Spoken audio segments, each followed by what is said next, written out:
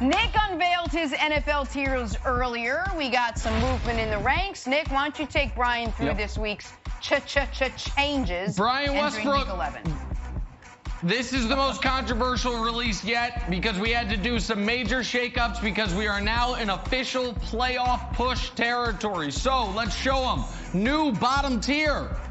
On the clock, those teams stink. They're just racing for the second pick. You might say the second pick, but that's, wait, where are the Jets? They're not even on the tiers. They've got the number 1 pick. There's the Jets. They're racing for the number 2 pick. NFC East, they all move up. Why do they move up? Joe Judge has showed some fight. Washington almost came back.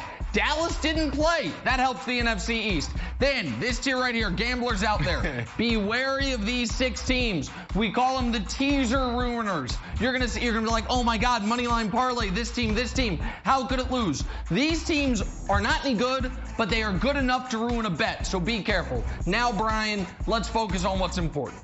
Playoff teams or potential playoff teams. AFC Pretenders. These are 4 teams, any of which could make the playoffs, but are drawing dead to win a single playoff game. Above them is AFC Contenders.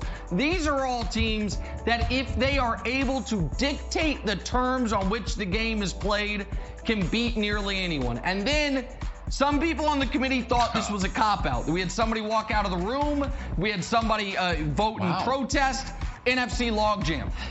We could not come to a resolution on which NFC team was the best, which NFC team was the worst of the 6 playoff teams. So we had to vote for cloture, couldn't get it. So we ended up with these 6 teams, all their NFC logjam. And then the Steelers, after dominating the Bengals, they regained their spot after a week out of it as the number 1 contender. That is our playoff push NFL tiers going into week 11. Brian Westbrook, I'm 0 for 4 on predicting that you would have no issues in being correct. I imagine this is the week you're going to say it's like you were in the room with me and the committee making these rankings. You have no issues, I assume. Nick, on Wednesday morning, 8 a.m., I make sure that I'm tuned in because I expect to be happily surprised when I see these things. But this week, I have to be honest with you. I had my son with me, little Brian, and he said, Nick just needs to do better. And I absolutely agree with him because you need to do better. When I look at this list, it basically has an NFC in one group, AFC in another group. It's just completely wrong. There is a logjam, but there are better teams in the NFC. And this is the truth. The Green Bay Packers need to be up in the number 1 contender spot. That's obvious because they're better than all those other teams right there in the NFC logjam. Also, the Steelers should be up in the champion spot alongside the Kansas City Chiefs. It's obvious. They're 9-0. They're the real deal at this point. You've not only disappointed myself and Brandon and Jenna and Kevin Wiles, but you've also disappointed my 3-year-old son. And that's the part that hurts me the most, Nick. Well, let me listen. Let me respond to that real quick before I throw it to you, Brandon. And Brian, I'm not talking to you on this. I'm talking to Brian Jr. Hey, Brian Jr., why don't you rewatch Packers-Jags? That wasn't an impressive victory. What do you know about run defense, Brian Jr.? I know your dad was more on run offense, but maybe if you watched the Packers rookie or the Jags rookie running back and run all over the Packers defense, you'd reevaluate putting them in the number 1 spot. We don't have age requirements for the committee, but we do have football IQ requirements, Brian Jr., and right now you're falling well short. I just want you to know. Brandon, go ahead. Sorry, listen, stop bullying little Brian Jr. Stop bullying the little man. Hey, listen, it's just Brian Jr. he's valid. He has a point. And for me, there's 2 teams that stick out, one being the Raiders. So I'm with Brian Jr. on this one. The Raiders, I feel like the committee just got lazy. How do you have the Raiders here, and then you have 3 teams that they beat on tiers above them? They beat the Browns. They beat the Saints. And, Nick, they beat your Kansas City Chiefs, the Super Bowl champions. So why do we have the Raiders here and those teams above them? So let me tell you, we pull the curtain back a little bit. The committee does a preliminary rough draft of the rankings Sunday night after Sunday night football, before Monday night football. On that rough draft of the rankings, the Raiders were in the AFC contender tier. It was just the Colts, Titans, and Patriots on pretenders.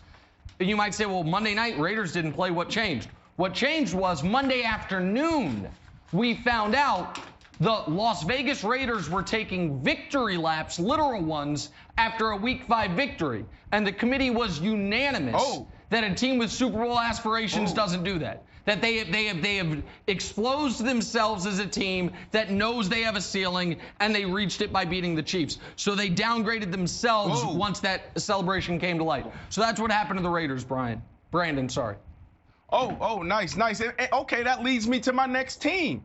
My next team is the Pittsburgh Steelers.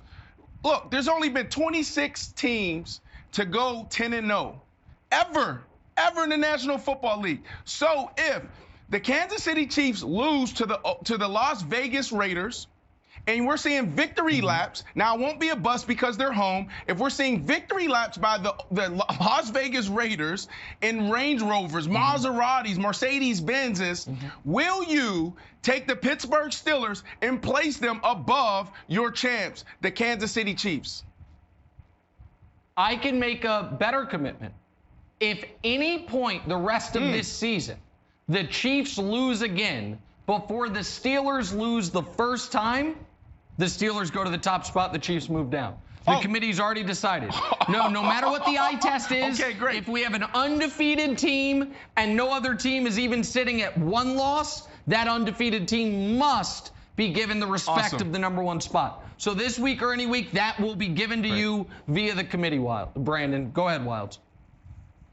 Alas, lend me your ears. Hello, fellow committee members. It is I, Kevin Wilds, addressing the gentleman from Kansas City after 2 successful weeks of my petitions falling on very charitable ears, which saw the Cardinals move up and the Steelers move up.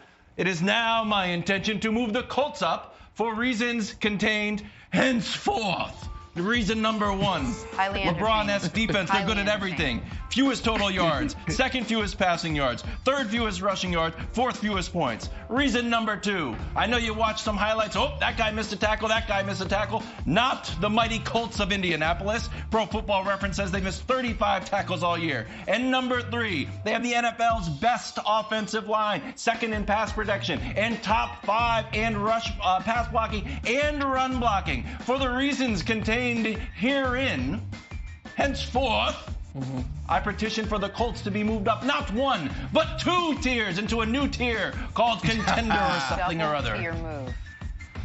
So here's the problem. The problem is, and I'll throw it to you, Brian, their quarterback was born when people actually talked that way. And he has played like it thus far this season. And so because, Brian, of a total lack of faith whatsoever in Phillip Rivers, I cannot move up the Colts, no matter how impressed I am by their coaching staff and their defense. Brian, can you, me, and Brian Jr. at least all agree on Phillip Rivers' limitations, and that's why the Colts can't be moved up? Nick, there are some limitations with Phillip Rivers, but I had to bring in Brian Jr. because this is the guy that you disappointed. He looks forward to these things the same way that I do. And he wanted me to tell you that he is so disappointed in you, period. He said to you, do better. Don't be lazy next time. You can do much better. But I do want to mention this, and this is a team to keep an eye on. Keep an eye on the Vikings. I think that they have a chance with that running game and a decent play from their quarterback to continue to move up. I would keep an eye on that team as well. Can I say something to Brian Jr. before we go, in all seriousness? Brian Jr., you need to watch more film, buddy. Honestly, if you don't see what happened with the Jags-Packers being a disaster for the Packers, I don't know what to tell you. So maybe you need to come over here. I know you're in Brooklyn. I'm in Harlem. You're welcome. You need to watch more film, pal. He's laughing at you. He's laughing at you. He's sticking his tongue out at you. Brian, thank you. Little Brian, thank you. It's great to have both of you here. Your insight is always welcome. Thanks for watching. Subscribe here to get the latest from the show. Also, be sure to check out more of the best clips from First Things First, or go watch a few segments from our other shows on FS1.